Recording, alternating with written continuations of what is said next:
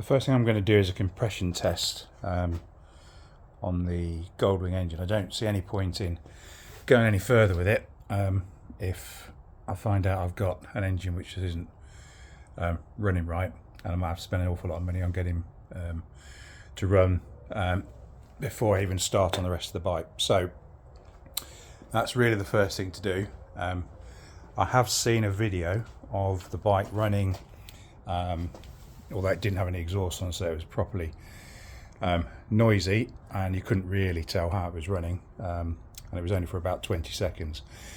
So but I do know that it did run just before I bought it. So what I've done now is, because it's been standing for a while and I want to make sure it hasn't seized, what I do have is a kickstart, and I have turned this over by hand.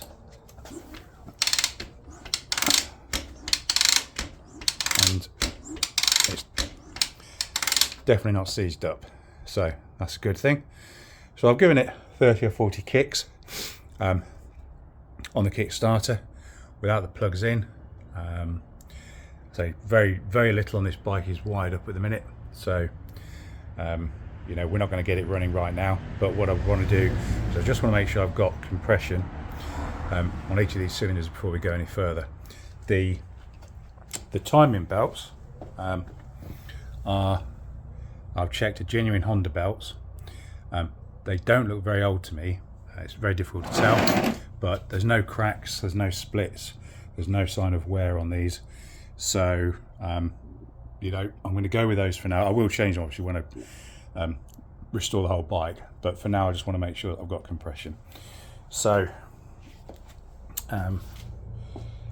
let's get the compression kit set up. So the compression tester consists of the compression gauge itself and a flexible hose, and this just slots into there like so. And then once you've tested compression, you press the button to release the pressure, undo it, and move on to the next cylinder. So this particular kit comes with various different connectors for different size spark plugs, and then all I've got down here is just a battery pack, so I can turn the engine over more easily than trying to do it on the kickstart. So let's get this set up and we'll start testing the compression. Get this screwed into, I think this is number 3 cylinder. Make sure we don't cross thread it.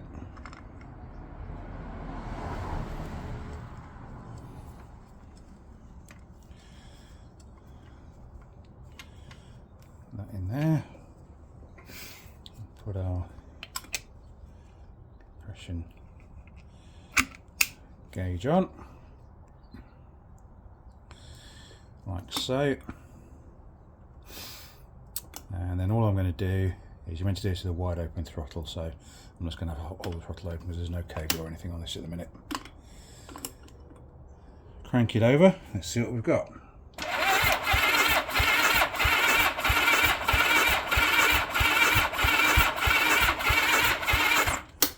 Okay, so we've got 90 on that, so that's number 3. That is, I'm sure, is low compared to what the manual will tell you it should be, but I've also tested number 2 cylinder, and that's also 90. This gauge, I think I mentioned before in one of my previous videos, always seems to read low, so I'm not too worried about the actual reading, particularly as this bike's been standing for so long, you know, and I think once it's running, the compressions like to go up anyway. But these two on this side at least are 90, so as long as I've got something very close to that on the other side, you know, as far as I'm concerned, that's a decent compression test.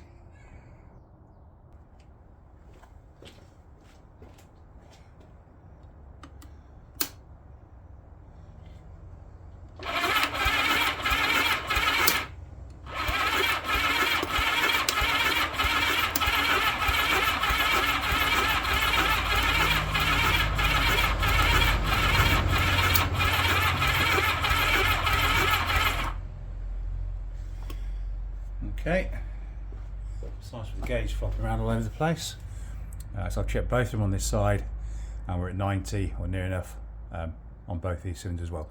So all 4 cylinders showing 90 psi, which I say I'm sure is lower than it should be according to the manual, but they all read the same, which is pretty much the most important thing. And I think once the bike's been running and the everything frees up a little bit, that's likely to go higher once we get some proper oil seal around the rings, etc. So based on that, I'm happy to move forward with the rest of the bike. First job is to get the engine out, get it on a bench or a trolley so I can work on that, and then we'll start stripping the rest of the bike and getting the parts sent off to various platers, painters, etc. So a quick recap on what we've learned about this GL1000 so far since I've had it, and whether it's worth taking it any further as far as restoration goes. So what we know is it's a 1976 bike. It hasn't run for 20-25 years at least. The chap I bought it from bought it in boxes and crates. He's loosely put everything together to try and get ready for his so his mate could see it before his mate passed on, because his mate was diagnosed with terminal cancer, unfortunately. He didn't make that, I'm sad to say, so he lost interest in the project. I've bought it from him, and I've said to him that I will get the bike up and running back to as much as factory standards as we possibly can, at least try and give him some sort of closure on the bike going forward. So UK bike from first registration. It does have some American parts on it. That mudguard I'm pretty sure is not UK spec. The wheel, he did tell me he imported from the USA because the one that came with it was no good. Shocks are definitely gone. What I do generally before I start to restore a bike is I try and make sure the engine is in some kind of salvageable condition, because if the engine's too far gone, you've either got to think, well, I've got to get another engine, which is going to cost. Is it therefore worth carrying on with the restoration? So what I know about this bike is I was fortunate enough to see a video of it running, so very briefly for 20 seconds or so. But it does run, and I do know that was just before I bought the bike. It was running off its own fuel tank through its own filter into the mechanical fuel pump. I apologise, it's a bit dark in here. I'm working in the carport at the minute. I've got some people working on various bits and pieces at the house, and it's difficult to get into the workshop at the minute, but before I start taking the engine out, it will go into the workshop, and the light's much better in there. So yeah, it was running off its mechanical fuel pump, so I know that does at least work. I've seen pictures of the fact he'd completely stripped the carburetors and rebuilt those. I don't know how good the quality of the kit was he used. The belts, timing belts, will definitely get changed. They do look quite new anyway, but I know there can be a weak spot on those, and if they go, you're in a world of pain then, because your valves have been hitting your pistons, or pistons hitting the valves, bent rods, the whole lot. Yeah, nightmare to sort out. So not worth taking the risk. They'll definitely get done. There seems to be coolant in it, and I was going to say it wasn't leaking, but I've noticed a pool of coolant under it since I've been turning it over, but I think that's to do with a loose pipe. You've just seen me do a compression test. That's the most basic test I can possibly do to make sure, or not to make sure, but to hopefully give me a clue as to the condition of the engine. They're all on 90 psi. That's going to be on the low side, as I said, but they're all the same, so that's more important to me at the moment. So I think based on that, the bike appears to be pretty much complete. I do have a load of spares for this in 3 or 4 boxes, which I'll show you in another video. The inside of the fuel tank is like new, to be honest. It really is like new, which sort of belies the state of the rest of the bike, but so whether it's a different fuel tank, I don't know. I have had the gear lever moving up and down, and I've gone through the gears manually, and it seems to go through the gears manually nice and smoothly with the back wheel turning, goes into neutral nice and easily. So I'm hoping there's going to be no major issues there. So I think based on all of that information, I think this is a bit of a definitely a good candidate for restoration.